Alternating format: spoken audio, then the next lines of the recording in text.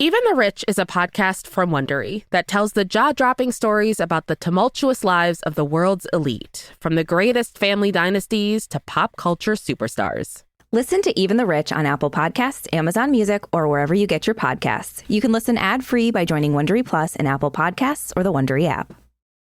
Hello, havoc wreakers, and welcome back to our little dose of hope every week. If you're just joining us, I'm Lauren Shippen, creator of 2000 and Late, and in an effort to balance out all the shitty stuff the audio drama tackles, I talked with some incredible artists, creators, and activists who are grappling with our twisted reality and doing hella cool stuff to counteract the bad. For our last bonus episode of the first season, we have a very special crossover episode with Spirits. Spirits is a boozy dive into myths, legends, and folklore, and I got together with hosts Amanda and Julia to talk about all things demonic. And then, for that little dose of hope, we talk about what it means to be creative in our often hellish present and how human art is really going to save us all. All right, enjoy this special episode with Spirits and then go check out their show.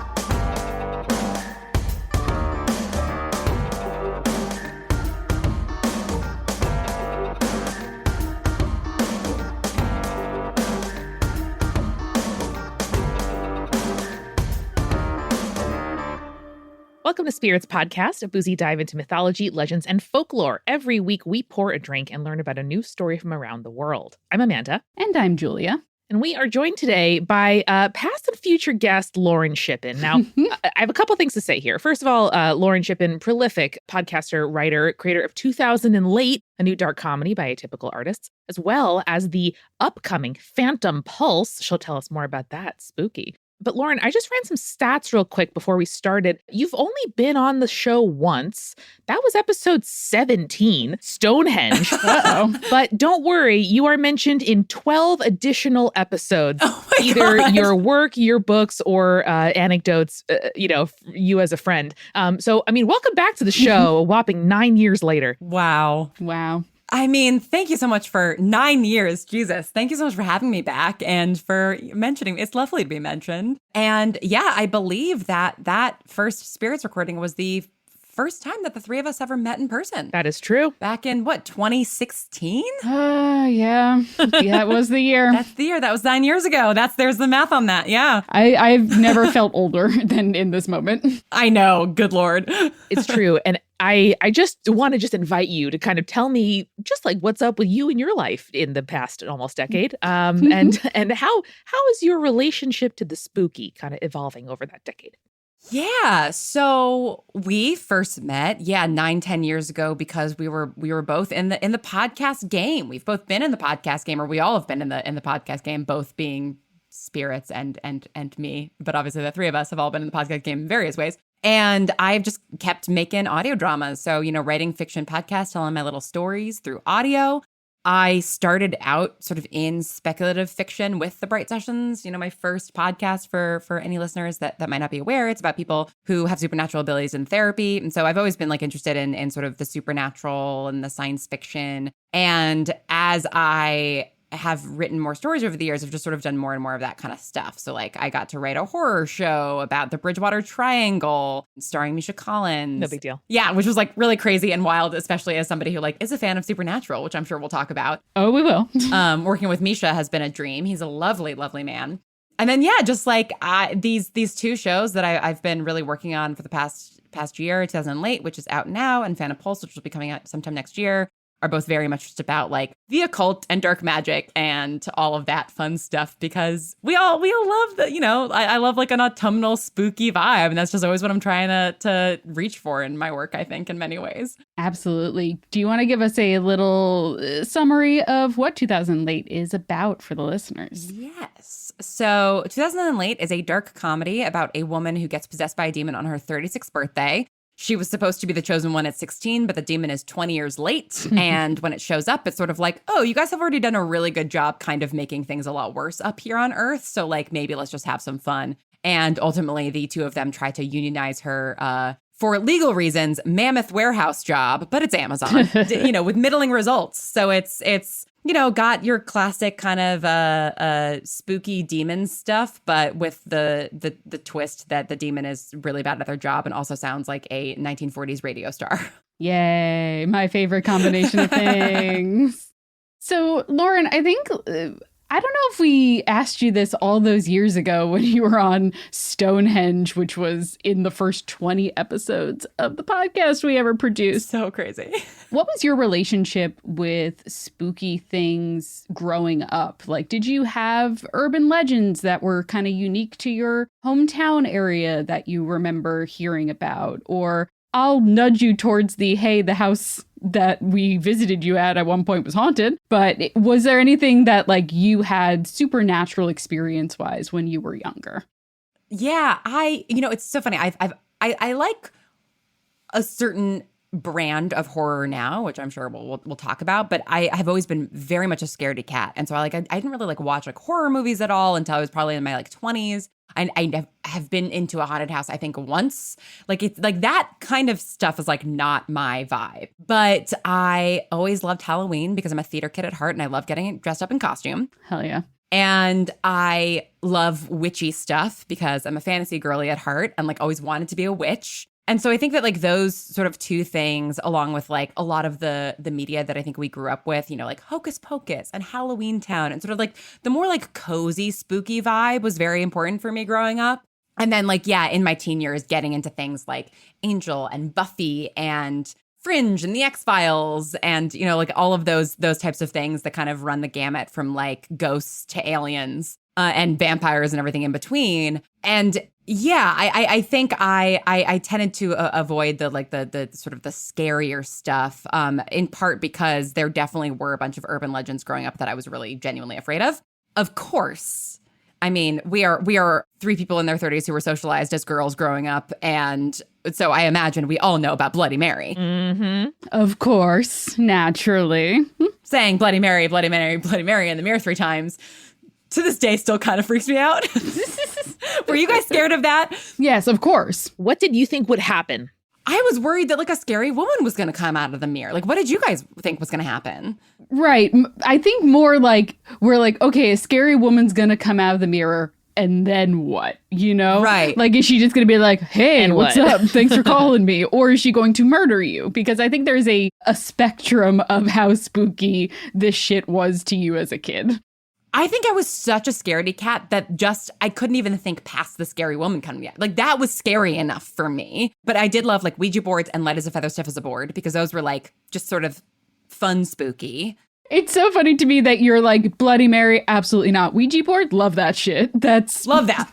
Talking to ghosts, I'm into that. Lauren, you are also a fellow bisexual. So I Yes. imagine that like me, it was like, oh, you mean I can touch other girls without people asking why? Like being weird. Those games also, the ones you're naming as acceptable, also involve like a little, light finger caressing on the planchette, That's true. Yeah, a big piece of it was, sort of getting to like almost hold hands with a girl to sleep over. That's a very good point. I hadn't really thought about that, but that definitely was a piece of it. Also the girl with the ribbon around her neck, of course. Lauren, at the time that we are recording this, we'll have just released an episode 2 weeks ago about the girl with the green ribbon.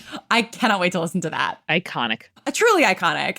And then the other one that really freaked me out, which might be like a little bit more generational or regional, I'm not entirely sure. It's not one that like, it's one that I know people know, but that I don't talk to people about as much as like Bloody Mary or the girl with the ribbon around her neck, which is the man with the golden arm.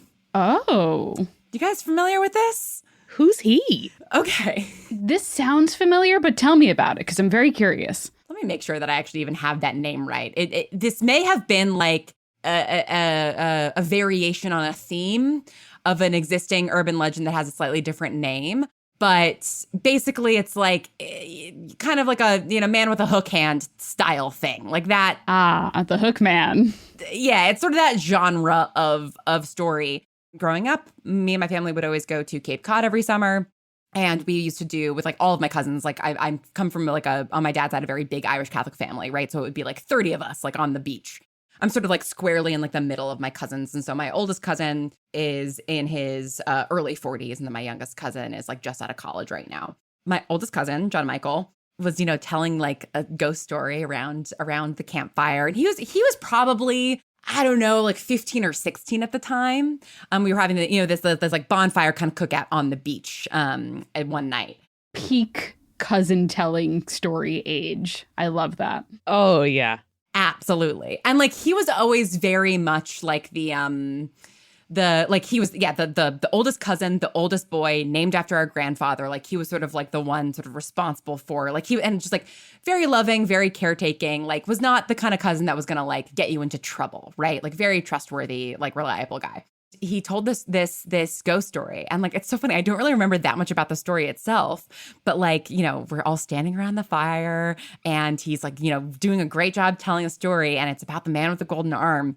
And then at the very end, and sort of like the climax of the story, and sort of like the jump scare moment, he pulls out his own arm, and he's put those like yellow wiffle bats. Yeah. So he's put that in his sleeve so that it looks. Yes. So I think that might be why maybe he changed the name to Man with a Golden Arm to like match the wiffle bat. And I just like burst into tears because I was so scared. And he like immediately was like, "Oh my God, I'm so sorry. Like it's just like, look, it's just a wiffle bat." Like he, I was probably like 6 or 7 years old.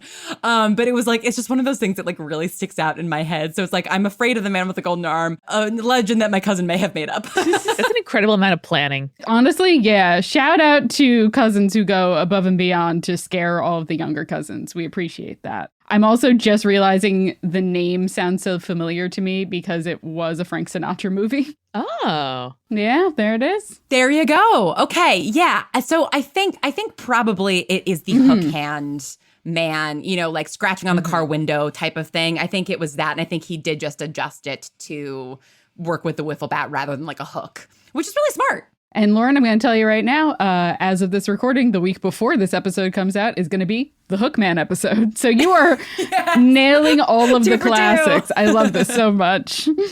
In a final moment of synchronicity here, and I mean, maybe Julia, you planned this. We spoke in The Girl with the Green Ribbon Tattoo about noted pervert Washington Irving. I'm making that up. I don't know if he's a pervert or not. But Amanda kept saying he had a beheading kink, and I can't get over it. I cannot get over it. I mean, prove I'm wrong. Listen, he's not here to defend himself, so. Can't libel the dead. I would love to know, Lauren, because your hometown is quite near to Sleepy Hollow. If there were any like ritual annual, celebrations of the spooky season that you think may have been above and beyond for other areas of the country. So I was born in Manhattan and then grew up primarily in Westchester. But from the ages 2 to 9, I actually lived in the Bay Area in California. And so it's like that's sort of like I feel like the prime trick-or-treating time. And so that is really where I feel like I got most of my like kind of like Halloween sort of traditions growing up. And that was sort of your standard fare. But definitely in New York, like in Westchester, I spent a lot of time in old houses growing up that my mom would take me to. I mean, yeah, I'm sure you guys have done this too, where it's like you're going to go see the Vanderbilt home on the Hudson, whatever, because it's like historical, whatever. Like my mom loves that stuff. And so like we did do, some of those things, in the fall. And so there would be sort of like that sort of very, very hocus pocus Halloween town atmosphere, like autumnal and cute, but also like a little bit spooky. But the thing that really sort of was that the pinnacle of that was when we were in the Bay Area, we would go to the Winchester Mystery House quite a bit. Yes. Hell yeah. Yes. And I've been there like 7 times. It's one of my favorite places in the entire country. I love it. And I've done like I've never done their like at night tour, which is like still on my bucket list, but I've done their like behind the scenes tour where they take you into like which I highly recommend. It is a little bit pricey, but not a lot of people do it because it was just me and the docent. And so we just got to go around and like the docent told me about like, the supernatural encounters that the staff had that he had. Oh yeah. And I think I have told you guys my one ghost story. I don't know. Brandon asked me if he could tell my ghost story on a stream for Multitude the other week. I don't know if he ended up doing it though. Yeah, I'm not sure that he did, but share it for the audience because I'm very curious. Yeah. So Cape Cod, have been there most summers in my life. My family has like never owned a house there or anything. So we would sort of like, rent houses with our family growing up and stuff. And now my parents. What are you, a Kennedy? Come on. Yeah, come on. The houses that we've rented have changed throughout the years, right? And so in college, my parents started renting this new house that was built in the 1930s, and then in like the 1970s, 80s, the family put like a big addition on it. So it was like kind of a funky house, and that like part of it was like your kind of classic like shiplap Cape Cod home, and the half was like classic like 1970s, type thing. My favorite podcaster is Lauren Shippen, just so everyone. Yes, perfect.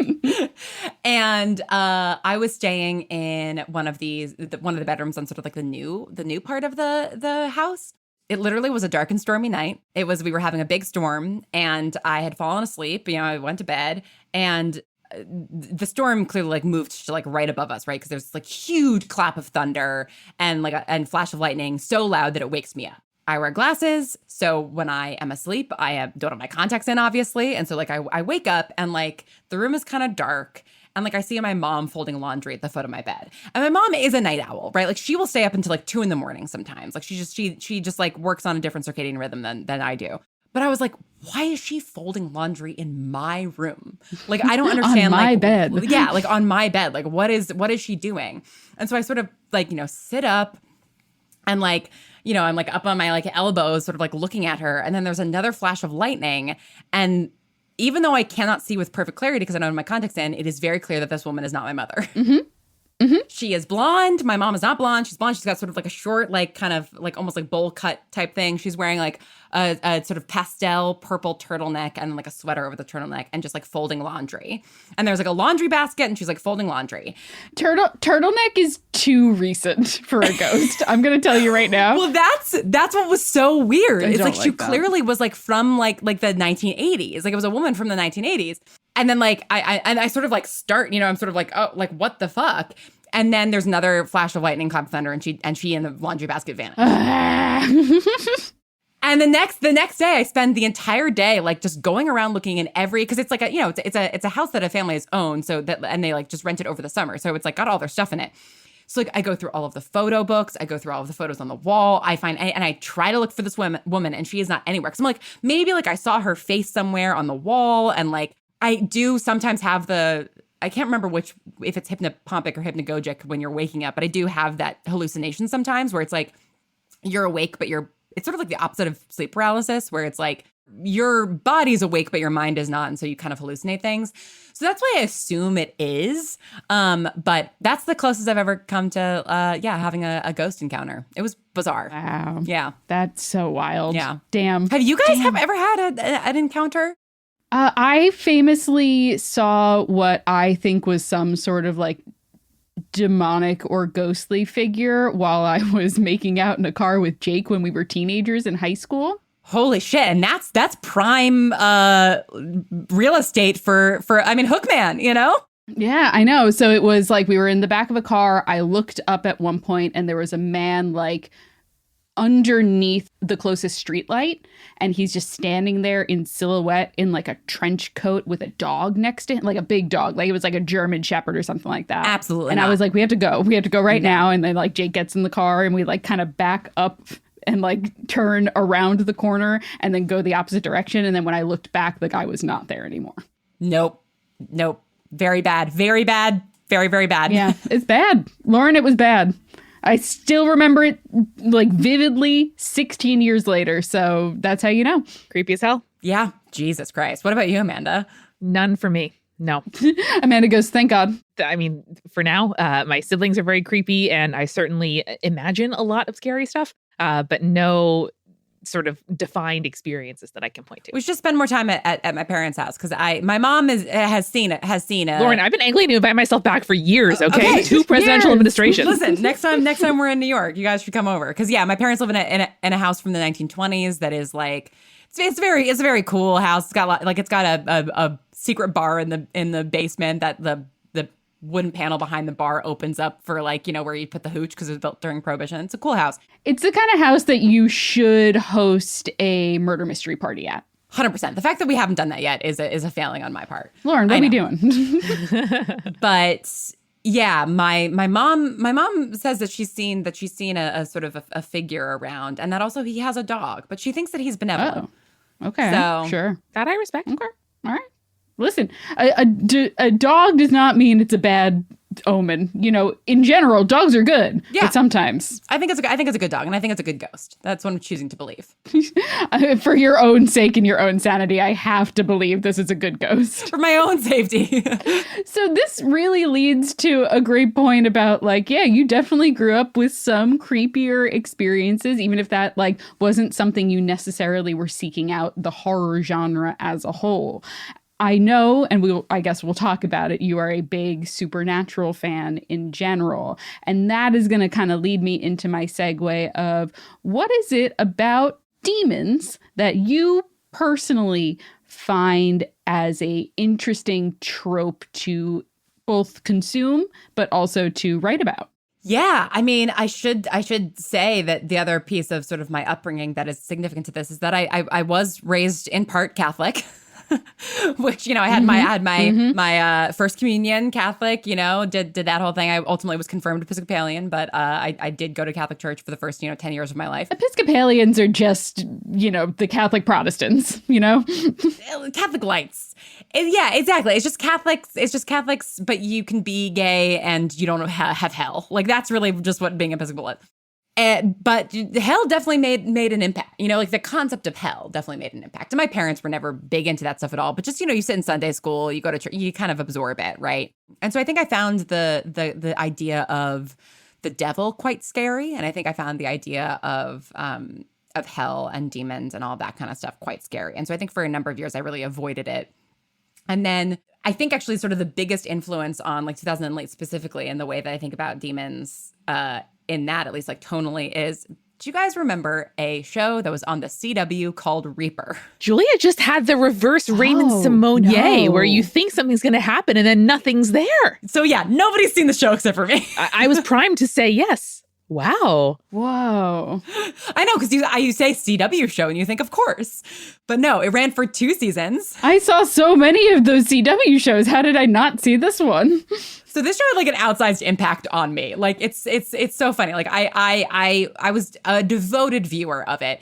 Ray Wise plays the devil. And it's about a guy, sort of a burnout guy who on his 21st birthday finds out that his parents sold his soul to the devil when he was born. And he now has to become a bounty hunter for hell. Cool. It is like genuinely, like it's like kind of like classic like CW hijinks goofiness. But like it also genuinely had some like very interesting like things to say about the devil and like the devil's relationship to God. And there are these like 2 in the second season. The guy, the main character, has neighbors who are 2 gay demons who escaped hell and are trying to just like live as like normal like demons. Or it's an angel and a demon. I can't quite remember, but it's sort of like a forbidden love thing. And so yeah, that kind of like I think took off the fear of like hell and demons for me, because it was like, oh, here's like a sort of fun version of all of those things. I think that is the thing that sort of made me interested in the perspective of who demons are and like what they want and who the devil is and what he wants and all of that kind of stuff, which then led me to things like The Screwtape Letters by C.S. Lewis, which is a really interesting book where these 2 demons are corresponding about how to corrupt a person's soul. Have you seen the stage adaptation of that? I have not, actually. It's worth it. It's got like Waiting for Godot vibes, but if everyone kind of is like 2 beers deep, it's pretty good. Okay, yeah. I mean, I love the book. And so, yeah, so I think that is really like, even by the time that I got to Supernatural, and I think Supernatural's like very interesting take on demons, I sort of was like interested in the perspective of the demon rather than like the perspective of the person who's like possessed by the demon, if that makes sense. Mm-hmm. Yeah, no, that totally makes sense. Sorry, I was just looking at the characters. Apparently, Lauren, you're right on both accounts for those 2 gay characters, because they were demons. One of them gets killed, and then he's reborn as an angel. That's right. Yes, because he gets this way. That's Michael Ian Black, I think. Yeah, it is Michael Ian Black. Oh my God. This is a wild show. Yeah, and I'm pretty sure, because I rewatched the pilot as I was like drafting 2008 just to be like, like as this sort of tonal inspiration. And I'm pretty sure you can watch the entire show like on Daily Motion. It's like, it's nowhere else. Like it's not on any streaming or anything. But yeah, it's worth a watch. Like I do think it's like quite fun. And Ray Wise as the devil is just like a great bit of casting. And yeah, it's goofy monster of the week hijinks. It feels real like Charmed meets Lucifer vibes, if I'm being honest. Like that seems really interesting. It's like if you sort of combined those shows together and then gave it the like tonality of Superstore. Okay, so it's like it's also like it ultimately is like That's a good pitch. an hour-long comedy. Like it's very much like which I think is probably why it didn't end up doing very well, is because like hour-long comedies are hard for people to like understand conceptually, I think. But yeah, great show. So talking about kind of like the Catholic upbringing meets the like demon-centric fiction that you had growing up. A lot of the stuff that we learn in like Catholic school and stuff like that doesn't talk about the like fun demonology aspects. They're just like, the devil's here.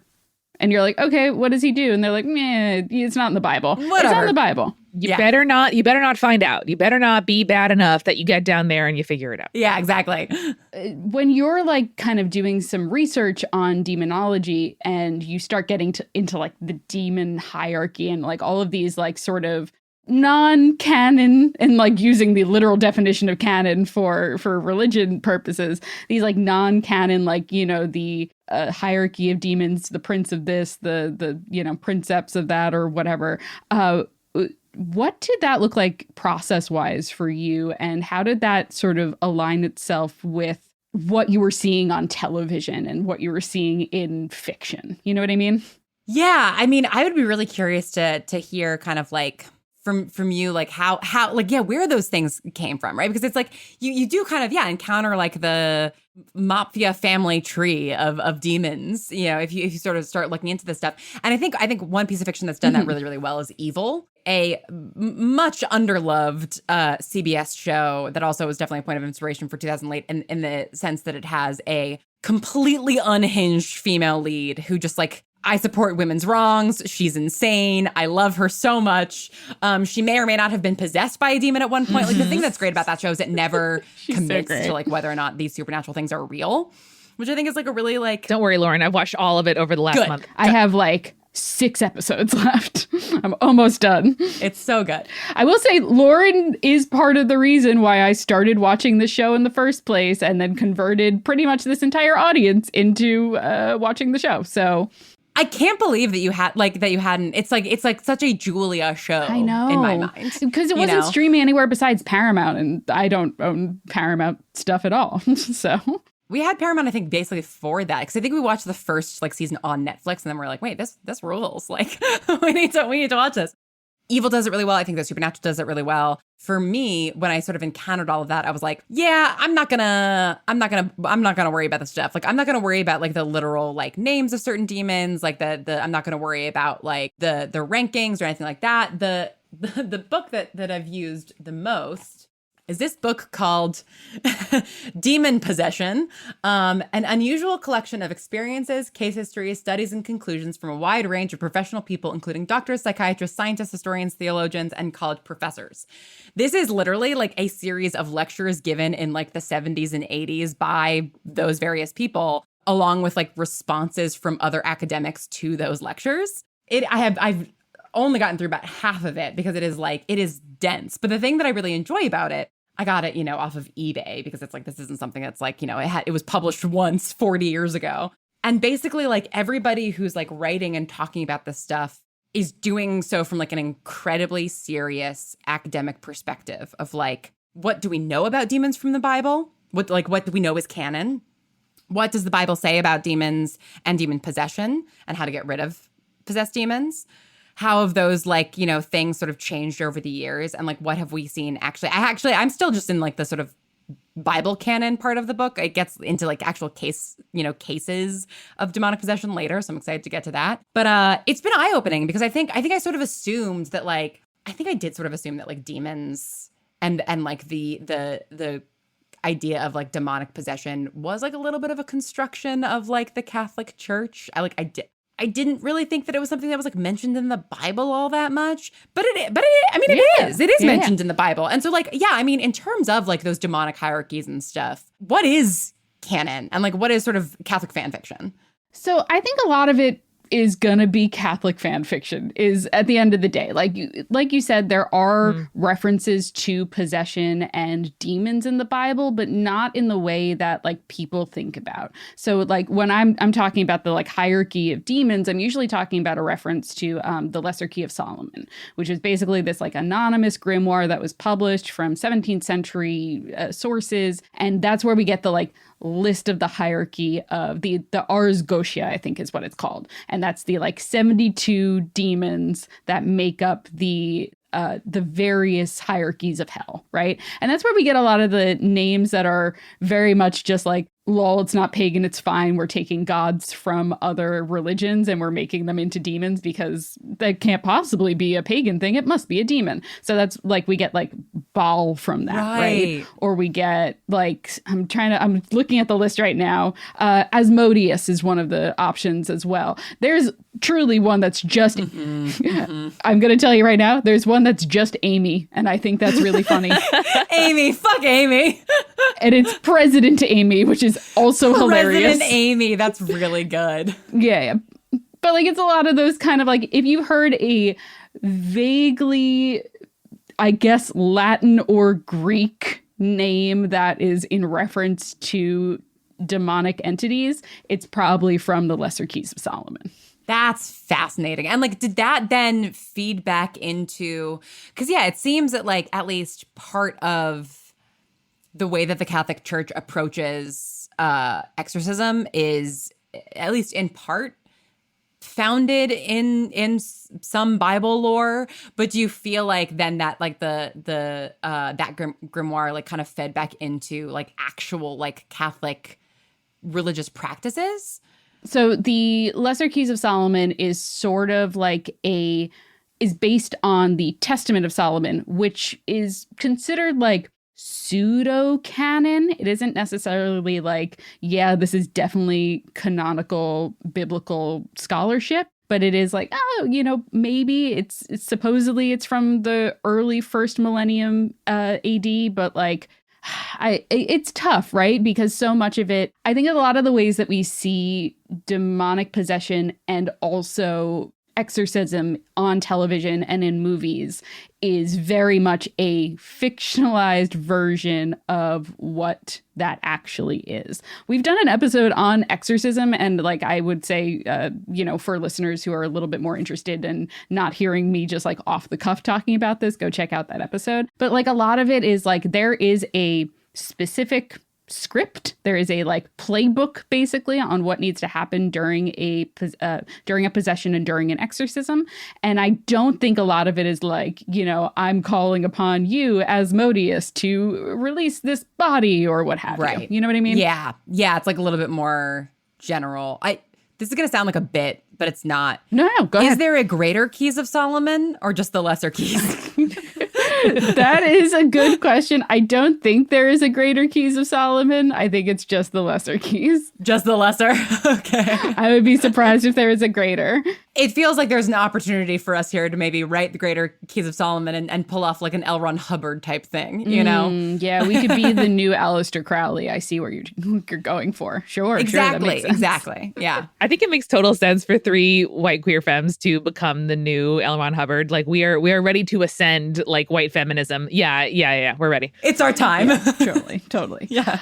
Lauren, this has been a wonderful conversation. I'm having such a blast, but I think it's about time for us to grab a refill. By the powers of Asmodeus, let's do it.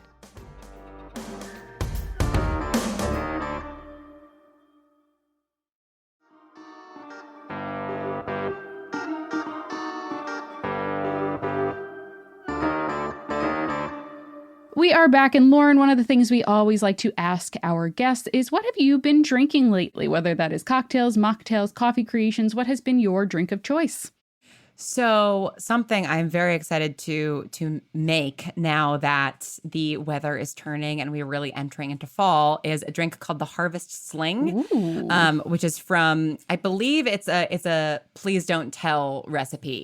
Classic. And it's got like apple brandy and lemon juice and maraschino cherry, and it's just like very autumnal and delicious. And I'm excited to sort of make my first Harvest Sling of the season. Hell yeah, that sounds amazing. Freaking delicious. Yeah. Now, what we're going to do for the back half of this is a little bit different than what we typically do in a spirits interview like this. But Lauren has graciously requested that we have a little bit of a round table about creativity and kind of how I think the supernatural and creativity can kind of cross each other over. But Lauren, I'll open the floor to you if you'd like to ask the first question. Yeah. So for 2000 and Late, I have been doing these bonus after shows where I talk to creatives and activists and all sorts of folks about their work and about, what inspires them and also like what's giving them hope.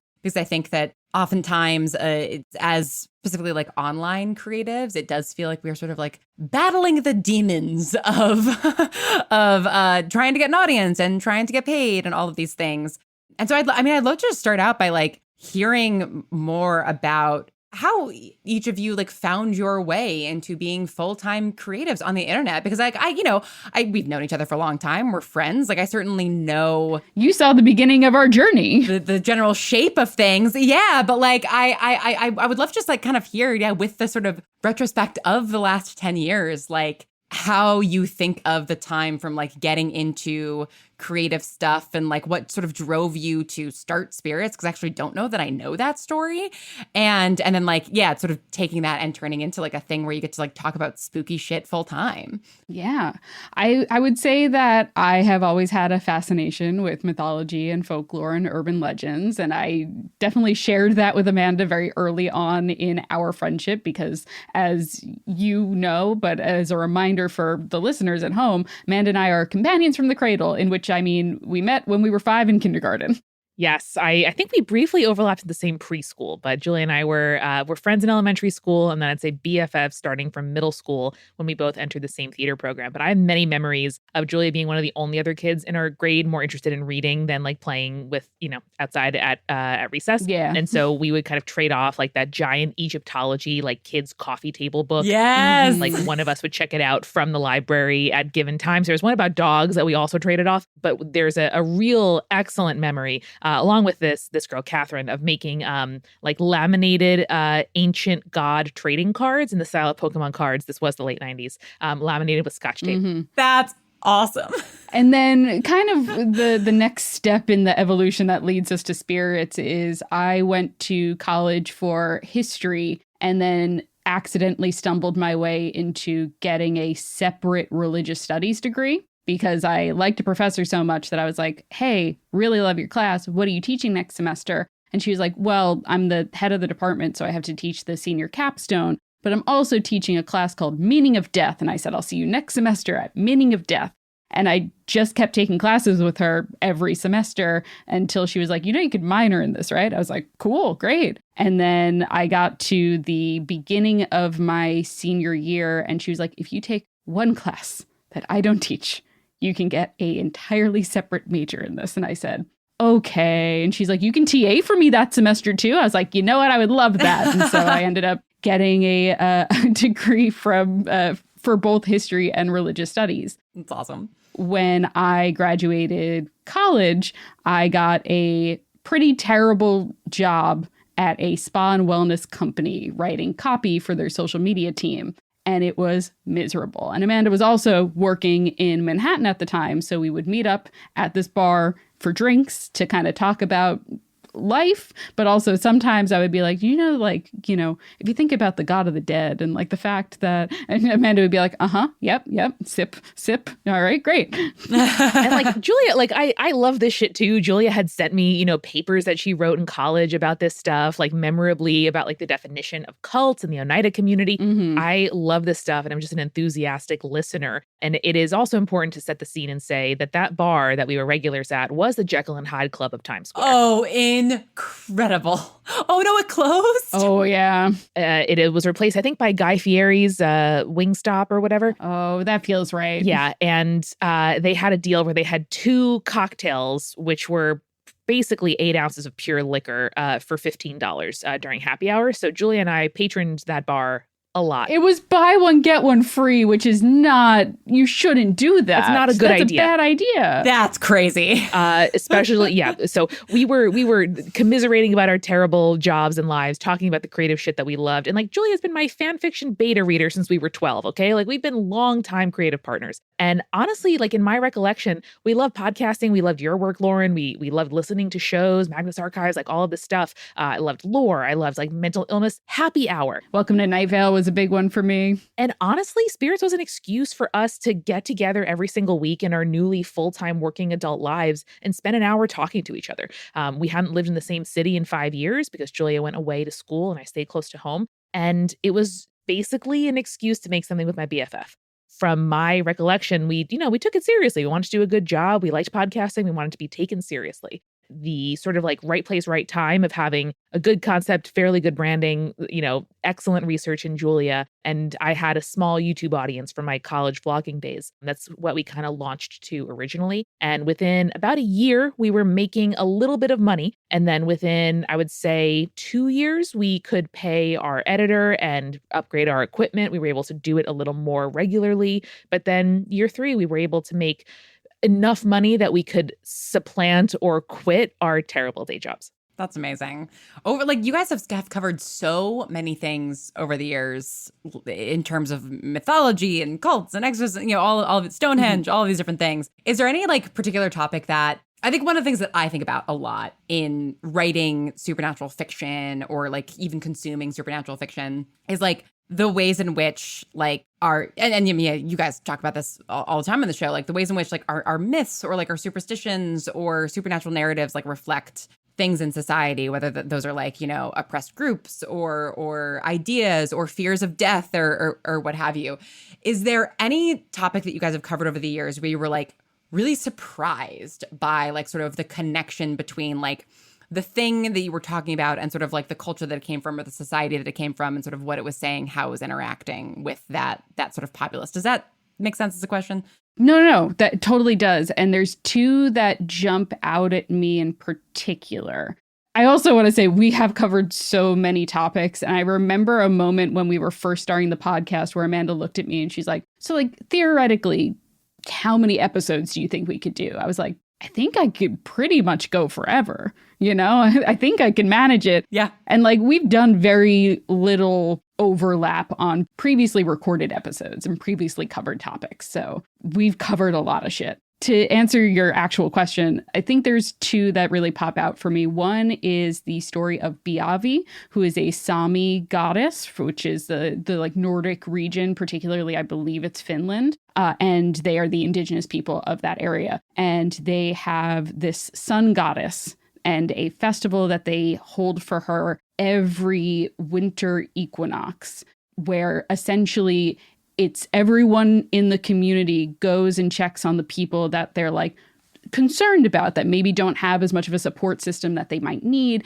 And it was basically like we had an incredible conversation about how community can help with people's mental health. And that was one of my favorite episodes for sure. That's awesome. And then the other one was a topic that we talked about, which was the rainbow serpent, which is a Aboriginal Australian story. And that one in particular was framed in the lens of climate change, because a lot of what the rainbow serpent story has to do with is having the like seasonal watering holes that provide for not only the people in the area, but for the animals in the area and stuff like that, and how climate change can really throw off the balance of a delicate ecosystem like the Australian outback. Totally. And I think the through line there is, indigenous wisdom that settler colonialism has, erased and displaced. Mm-hmm.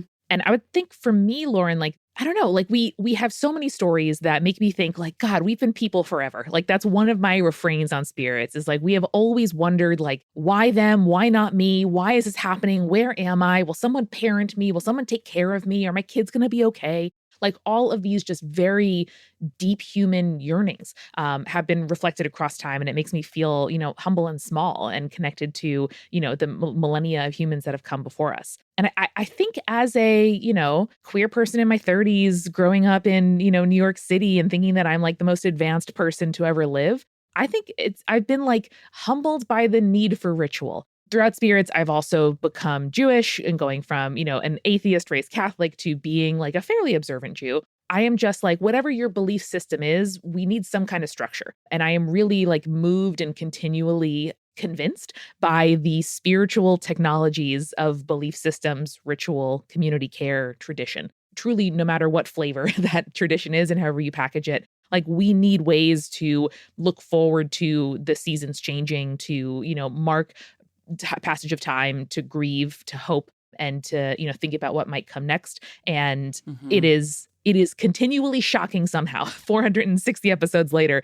every time I see another example of just the innovation that we have made as a society and how important we have made that and how much and how closely we've held those traditions, despite the fact that, most of us didn't have writing systems until extremely recently in human history to be able to like carry that forth. It really matters to us way beyond the scope of an individual human lifetime.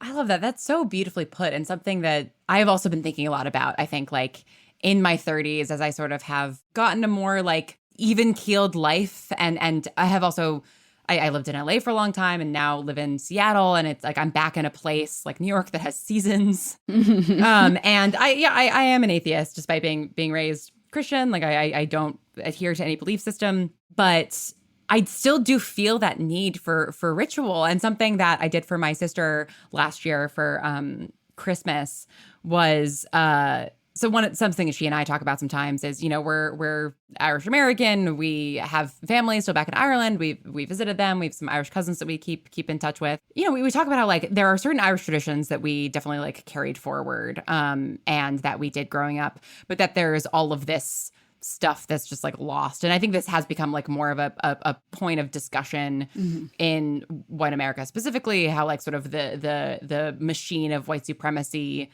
has stripped culture from lots of different places, right? Like obviously like there's what white supremacy has done to non-white people, which is the largest, most egregious harm. Yeah, whiteness is culture. It supplants culture by definition.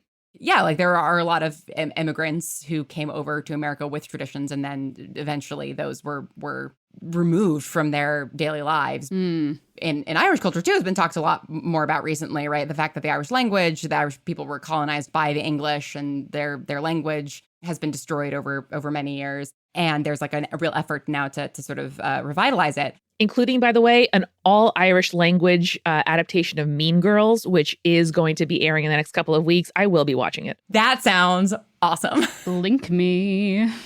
Well, and like one of my, like aunts 7 times removed or whatever, who was a nun for very many years, we went to go like visit her when I was a teenager out in like the old family farm where like my great-grandfather was like born, that like they still live on. Like she like taught us some Irish phrases and stuff because within her community, they were still the older generations were still speaking Irish to each other. Anyway, all to say, like, yes, what I did for my sister was like I put together this like notebook for her that like marked each, because the sort of Celtic pagan religion has different seasons, and you guys have talked about some of those on Spirits Collapse, like Samhain and like all of that kind of stuff, and sort of like gave her like seasonal like things to do each season, and sort of like dividing up the year in a slightly different way. Instead of 4 seasons, you've got sort of a little bit shorter seasons, and just like paying attention to like take a walk and see if you can like notice the first flower of spring, or like curl up by the fire and do this or whatever, like things that are not necessarily related to like the pagan religion, but that are still like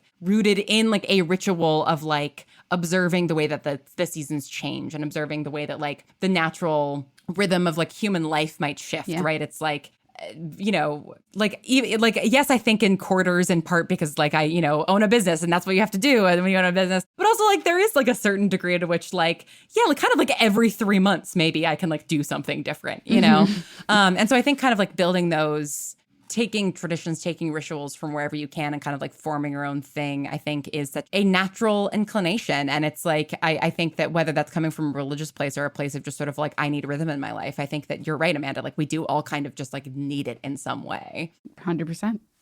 Not to change topics completely, but another thing I was thinking about is the necessity of human storytelling, right? And how like what we all do for our lives is one of the oldest traditions and one of the sort of most necessary parts of being a human, and how at least right now it feels like punted to the side in many circumstances, right? I was going to say at risk. So yeah, I feel you there. Yeah. And it obviously, yeah, like, like arts funding and actually, like the starving artist is a cliche for a reason, but it feels like there's like a whole bunch of like new threats right now. Obviously, like creeping fascism has always been a threat to art. And like, that's not a new threat. It's just like a new threat for us in our lifetime. But like technology, obviously, like both AI, but then also I think like the algorithmic monster that is trying to be like an online creator. I'm just kind of, curious how you guys sort of see, what you're thinking about that currently, kind of like anxiety that you have or hope that you have, or like challenges that you face being, somebody who's making art in a time in which like art is not only undervalued, but also being like overtaken by truly like non-human entities. My thought process is always like, wow, I can't believe I've been doing this for 10 years. God, I hope this is still a job in 10 years, because I'm like, what am I going to do after this? I still haven't exactly figured out like what my exit plan might be if like podcasting just all of a sudden becomes, I don't know, Napster. Is that a good reference? I have no idea. I'm sure I can still find something to do creatively, but it has been such a blessing that I've been able to do this for so long. And I really hope I get to do it for as long as I have been doing it. I mean, it is not easy, and it's getting harder. Like there are lots of ways in which podcasting is kind of a unique medium where it is more human centered. It is less dependent on platforms and algorithms because of the technology of the RSS feed. You might be listening to us right now on YouTube, Apple, Spotify, any of a number of third-party podcast apps. And that's very unusual. There are not very many other kinds of media where you can choose how to consume it and we can distribute it from one place that isn't mediated by Spotify's whims or Apple's whims or YouTube's whims. All three of those we are affected by, but not entirely. And so one real pro of podcasting is, to some extent, Julia and I are making stuff for the same people who started listening to us 10 years ago. As difficult as it is to find a podcast, like as there is no algorithm, right? We're not crossing your For You page. We are trying to, take advantage of those technologies, but it's hard to get here. But once you're here, you're really in it. I listen to the same shows I listened to 8 years ago, in large part. And once I find a show that I'm into, oh man, they got me deep. I'm buying merch. I'm going to live shows. Like that is the kind of person I am. And that's the kind of person that podcasting welcomes. And so we are kind of like eking out a living from the basically smallest possible audience we can in order to support ourselves financially. That being said, neither Julia nor I has had a substantial raise in a very long time. And both of us do other stuff. Julia edits other podcasts. I have a whole other job. Both of us have been doing like producing other podcasts, editing other shows, having a day job with Multitude, our podcast company, throughout our entire time being creators. We've not had the luxury of being a full-time creator, which is both luxury and also, I think, a bit of a trap in other ways. For me, like making a living the best I can in a way that doesn't alienate my audience or treat them like they don't have brains, and making ends meet other ways is kind of how it's always been and how I expect it always will be. The thing I'm really optimistic about is the need for human connection as the world gets more and more siloed and alienating. I am way more optimistic about the future of online communities, of finding your people online, of people being willing to give what money they have to support the things that matter to them than I ever have been. 10 years ago, it was not normal to support a podcaster on Patreon, okay? 15 years ago, Patreon didn't exist. 20 years ago on YouTube, if you loved a YouTuber and they were like, hey, PayPal me some money so I can quit my day job, people would like throw tomatoes at you. There's been a real cultural shift. COVID had a big part of that, where we all tried our best to support the institutions we loved, realizing how fragile they are. And I hope that folks with the privilege not to have acknowledged how fragile the institutions they rely on are until now are now having that moment and realizing that the things that they count on, they can't take for granted. They have to have an active part in actually making that happen. And I'm using lofty language to describe something even as simple as saying, on the comments of a podcast Instagram, I love this. Thank you for showing up for me. Of coming to our live shows, of sharing the show with people you love, even if you don't have money to spend. All of those things really matter. And for me, I was a lonely, weird, queer 15-year-old in my bedroom looking for community online. I found it on YouTube. And I think those same 15-year-olds today are finding that community in podcasting, on Discords, online. And it'll be more and more necessary, sadly, but also, a little opportunistically, I think, as the world gets more hostile for anyone with any form of difference. Yeah, I think that's so well put. And I think about the nature of podcasting so much, and the fact that we do own the means of production as much as any artist really can who's making stuff, online. Because even if you are a YouTuber, you are kind of stuck on YouTube, if you are writer, you might be kind of stuck on Substack. There's just a lot of different types of creativity that is really platform specific. And I do love that podcasting is so platform agnostic in many ways. Of course, we are still subject to the whims of Spotify and Apple and YouTube in various ways, but that's not the be all and end all. No. I also agree. I think that I don't have interest in consuming AI content. I just don't understand what's interesting about it. And I have to think that will ultimately be true for most people. I do think we'll see more and more AI supported human content. And I think that there's a spectrum of a conversation to be had about that, right? I think that maybe if it gives I'm captions to more content that doesn't have captions, I am all for it. That's a great use of computer learning. Exactly. Things like captions. I'm never going to use AI to, for example, write a spirits outline. You know what I mean? It's so my own voice, and I want to believe genuinely that is part of the reason that people come and listen to the show, And they want the texture, right? In audio editing, there's a thing called room tone, okay? Absolutely. if you just do voiceover in a velvet booth where nothing else is happening, and then you listen back to it, your brain is what's happening? You need There's a something sense wrong of there. atmosphere. You need a sense of room, texture, taste, a little imperfection. We've all seen those videos where it's too smooth and you're oh no, what's happening here? That's not right. Yeah. People want the messiness of human experience, and my fuck ups are way funnier than a computer's perfection will ever be. And I Lauren, I push back a little bit against the word art. I bristle at it a little bit. I don't know if what I contribute. Yeah, I don't know if what I contribute to Julia's research is art necessarily, but we sure do make entertainment. And I think it is valuable and remains really valuable, to this day and more as our kind of career goes on, that people choose to spend time with us and they want to hear what we think. They want to see our friendship. They want to learn with us. They want to see where we, depart and where we converge in our worldviews. And that is lovely. And I find every human being more interesting than the best computer. And I want to spend time with people and learning their complexities and their weirdnesses. At the end of the day, what mythology tells us, in my opinion, is people are going to try and they're going to fail. And that narrative, that story, we can never let go of it. And that's not something that a generative copying and plagiarizing from the lowest common denominator of all the works to come before us can ever achieve. Completely agreed. And yeah, just to clarify what I thought that you were bristling at, I thought maybe I had said the phrase AI art and we're bristling at that. Because it's because I definitely don't believe you were describing us as artists, and I was I don't know.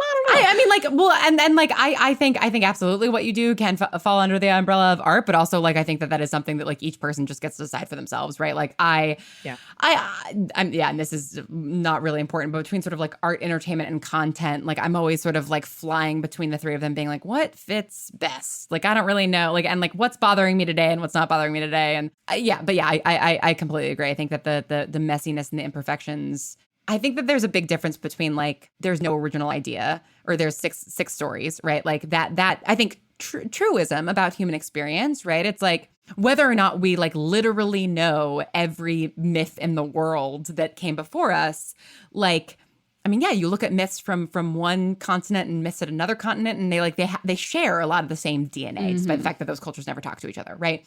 And so I do think that there is truth to the fact that human beings are never really generating an entirely new idea. But that is very different from a generative machine not generating a new idea, right? Because it's like the idea may not be 1000% unique, but the human being who is thinking of it is, right? Because there's like the same two human beings have never existed. Whereas the same two LLMs are operating off of the exact same information and therefore cannot bring any kind of unique perspective to it. And I do think that like, even if you can't touch that, I think that you can feel it. You can. Yeah. And people are smarter than the software bros trying to become trillionaires off of our ignorance and need give us credit for. And we can smell it coming, y'all. Like we know when it's there. Yes. I don't know, man. Like it is so interesting to be a person in the world, and the specific nexus of like you in your circumstances with your proclivities and your flaws and your foibles, making the things that you're interested in with the tools you have at this moment has never happened before. It'll never happen again. Whenever, Julia and I talk to other creators, or when I try to teach my students, like I try to say, like, lean into the Venn diagram of yourself. Nothing else is at the center of that Venn diagram of being, whatever constellation of, societal conditions and timing and circumstance has happened to you. That mess is what you've got to cook with. And like, that's all we're going to have. And if we're lucky, our life is long enough to add to that Venn diagram. And that is just, however weird you think at the time for me, 24-year-old with, stage management experience who loves video blogging, working in finance with an English degree and a best friend who loves mythology. What can come out of that? It's this. And, nobody else specifically could do this except for Julia and me. But whatever your version of that is worth making, even if it's for an audience of none, even if an AI can copy it tomorrow, even if you don't make any money from it. The drive to create is, I think, what makes us human, along with the knowledge that we're going to die. Put those two things in a room and you have some pretty cool art. And even if, another show existed that had the same exact elevator pitch as ours, their show is going to sound wildly different than our show. And I think that is kind of beautiful and why I would say, Spirits is and was as successful as it is, Yeah. Well, I'm already feeling pretty hopeful, but a final question. What is a creator, an organization, a piece of art, anything that you feel like is like giving you hope in these very uncertain, unstable times? Oh, God, that's like such a good question, but the answer is so many different things. I mean, that's great. I love it. There are a ton of authors that I really love that are releasing new books either now or in the near future. Anne Leckie is a huge one who wrote the Imperial Ratch series. She just announced that she is releasing another book in that same series that's coming out next year. I'm so excited about that. I just finished T. Kingfisher's newest book that, like, at the time we're recording this came out 2 days ago. Just finished it. It was great. But like, and then also Hades 2 is something that is just giving me a lot of hope of being like, yeah, we can keep telling stories and making mythology interesting in ways that create essentially games of the year every couple of years. And I love that for us. My most hopeful activity is gardening. I can't believe I can get a little packet of seeds for $1. And then a couple months later, I've got beans or pumpkins or watermelon. And every year I think, surely this can't work. And then it works again. So that is my favorite seasonal embodied, tied to the calendar hobby. The person whose work challenges me and makes me feel hopeful and helps me grow the most right now is N. Umu Silla. They are Connect with Umu on Instagram and other social media platforms. And they are like a therapist, coach, writer, speaker, artist, and just post really incredible stuff and do like coaching and classes and everything, but mostly about like healing and what that means in a world where, your societal labels can never be left behind. And also just like beautiful pauses. Like I run across Connect with Umu on the Insta feed, and I'm spending a few minutes with that, thinking about it, seeing how it goes. So if you have not heard of them before, connectwithumu.com. Oh, I'm definitely going to check that out. Lauren, this was such a incredible conversation, and we're so glad that, one, we got to interview you and you kind of got to interview us as well. Yeah. But can you tell us where people can find you and your work online? Absolutely. Yeah, you can find me at Lauren Shippen on Blue Sky and the Lauren Shippen on Tumblr. I'm also technically on TikTok. And you can check out 2000 and Late wherever you get your podcasts. Also go to atypicalartist.co/Phantom Pulse to stay up to date on what I think is going to be a very, very cool project that we'll be talking about more quite soon. So those are all the places. Thank you guys for having me. This was so fun. Lauren, always a pleasure. As Amanda said, past guest, also future guest. Congrats on 2000 and late. I'm so excited. I love this show. Oh, this is so fun. Thank you. Folks, next time you are staring into the void at an algorithmically influenced future, but then remember that you are a flawed human being with the unique capacity to create, also add, Stay creepy. stay cool. Later, Saders.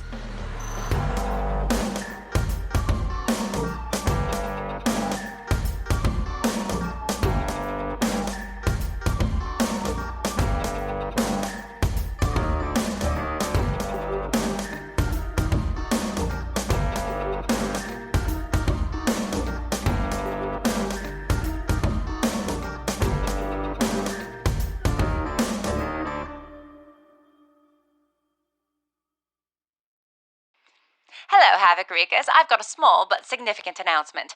Lauren Shippen, the head of Atypical Artists and my personal meat puppet, will be doing a marathon live stream on Halloween from 5 p.m. to 9 p.m. Pacific Time. Part of this live stream will involve a listening party for our grand Season 1 finale, which drops that day. So if you'd like to listen along with Lauren and other fans, go to harperandhavoc.com and sign up for updates. All right, back to our main program. Hello, my little havoc wreakers. Harper's asleep at the moment, so I thought I'd take this opportunity to tell you about something I find wickedly entertaining. Josie's Lonely Hearts Club is a semi-scripted audio drama set in New Mexico's second-best relationship call-in show. On air, Josie Heller mends the broken hearts of a weekly collection of hilarious improvisers.